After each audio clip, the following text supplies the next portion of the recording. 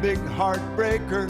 Grandma needs a new pacemaker, and the doctor says, I realize she's ill. But there's talk of legislation on all our medication, and maybe all we can do is put her on a pain pill. Oh, me. Hey, Congress, you vote Obamacare. We'll vote you out of there. We the people have awakened to your tricks. You vote to let this pass. You'll be out on your... 'Cause we the people have awakened. And to put it in words you might understand, if you had the common sense that God gave a billy goat, you'd no doubt notice that your constituents, the electorate, that's us voters, are onto your pork barrel special interest tax and spend scam. Or to put it more succinctly, we've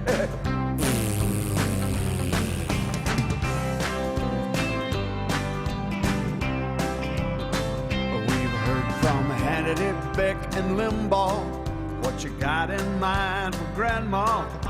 And we found this O'Reilly fella on Fox.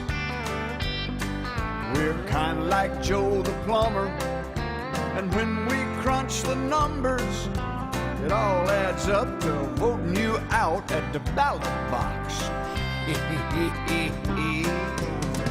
You vote Obamacare, we're gonna vote you out of there. We the people have awakened to your tricks. You vote to let this pass, you're gonna be out on your... 'Cause we the people have awakened. And to put it mildly, we're harboring feelings of extreme alienation due to copious amounts of horse manure that have been shoveled out of the White House and the Capitol building, and we sense that we are being royally defecated upon.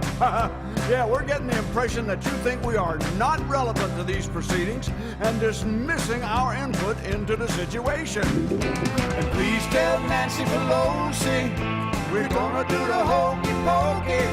Put the right ones in, pull the left ones out.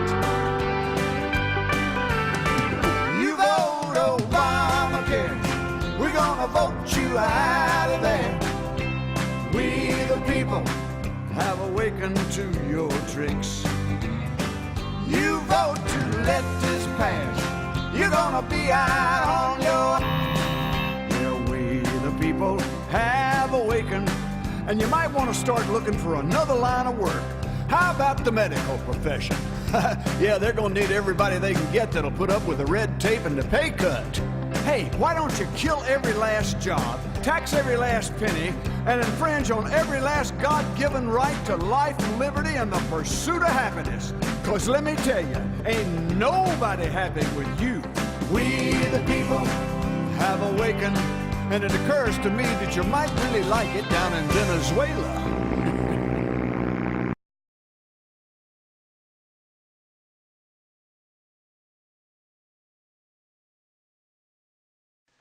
What would have happened in 1789 or 1942 or 9/11 if a top government official stepped in front of the people and publicly proclaimed America was a nation of cowards? He would have been run out of the country on a rail, packaged in tar and feathered at least. But that's what happened in 2009, and you did nothing. Have you become a nation of cowards, America? In the greatest show of arrogance and disdain any Congress ever showed any citizenry, your dysfunctionally elite, self-interested, none-representing representatives passed the largest spending bill in history without reading it, and you did nothing. You want them to obey your constitutional mandate and secure your borders, and they ignore you. You ask them to enforce your immigration laws, and they ignore you. You say stop the madness of handing $300 billion of a bankrupted treasury to illegal alien welfare, rewarding them for making a mockery of your laws, and they ignore you. And now, in open defiance of the overwhelming will of the people, are preparing more amnesty programs. You say stop exporting my nation's vital industries to foreign shores, and they ignore you. You say no to using your money to bail out failed, corrupt, and greedy businesses, and they ignore you. You say implement the E-Verify system so American jobs go to American workers, and they ignore you. If your self-serving Congress were a business, they'd all be in jail now. The biggest traitors among you hold elective office.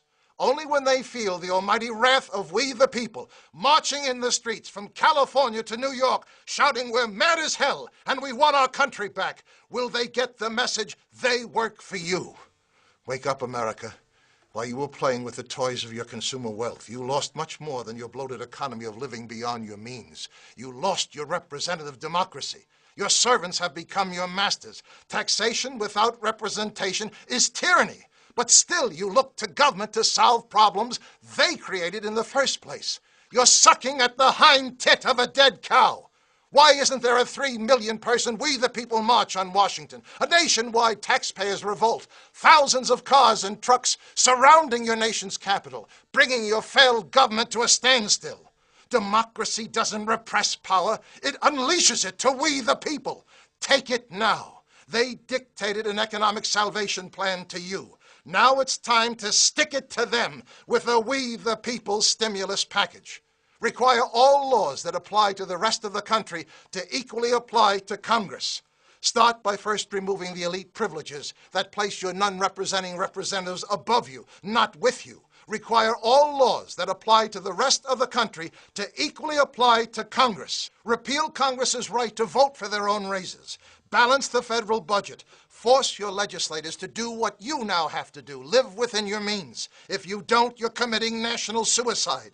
Make Congress pay into the Social Security system. They make laws for it. Now they might be interested in thinking twice before they allow 20 million illegal aliens to reap the benefits of a retirement program the legal citizens paid into all their lives. Long-term power corrupts. Limit Congress from serving more than 2 terms. That's all you give your president.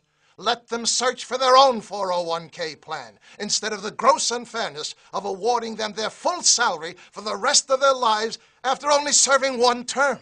Stop paying for lawmakers' insurance premiums. After all, they're only part-time employees. They might pass some laws on the insurance companies if they had to find one themselves. Throw out of office every congressman and woman who didn't bother to read the biggest spending bill in history before voting for it. With the money you save from all of the above, put it into increased salary and benefits for the men and women of the armed forces. They never fail you. Start no war unless you intend to win it. Make English the official language of America. You talk of united we stand, but do nothing to make it happen. Give every legal immigrant a chance to succeed. Not 1 cent of taxpayer money for illegal aliens. We are a nation of laws and do not reward lawbreakers. Abolish the Electoral College and put the election of the president back in the hands of we the people. Bring back universal service. 2 years in the military or 2 years in community involvement. Ensure your future. Rekindle the spirit of America. Service, honor, and duty to country. Give your young people a chance to understand they are entitled to nothing they don't earn. Wake up, America. You've allowed yourselves to become little more than cowering spectators, watching the nation your grandparents built, the richest, most powerful, most self-sufficient republic in history, with the highest standard of living any nation ever achieved, now in the middle of the greatest unprecedented decline in modern history. The world's only superpower can't defend its borders, balance its budget, win its wars, manufacture its own products, or protect its own currency. Your total government debt obligation in the next several years is approaching the gross domestic product of the entire world. You've diminished the future of your children, grandchildren, and 10 more generations of Americans. On September 11, 2001, 300 million Americans put aside what divided them and rallied around what united them. You proudly flew your flags, wore T-shirts that said, "These colors don't run." Then your leadership told you to do nothing. Let your professional army do the fighting. Perhaps you learned to do nothing too well. 233 years ago, the silent majority in Boston got fed up with taxation without representation and held a little tea party to prove the anger of we the people is on the march. It started the first American Revolution. Now it's time to start the second American Revolution. Take an envelope, put a tea bag inside. Simple. Seal it and send it to your non-representing representatives in Congress. They'll get the idea. We're mad as hell and we want our country back. Look in your mirror. There's your leader. Phone your talk radio host. Call for a tax protest. Set your internet communities on fire with the idea. But if you decide to do nothing again, then buy a gun. You'll need it. My name is Thomas Paine. Don't give up hope, America. Your country needs a new greatest generation. Answer the call. Get into the fight. It's a good time to be a patriot. The Second American Revolution has just begun.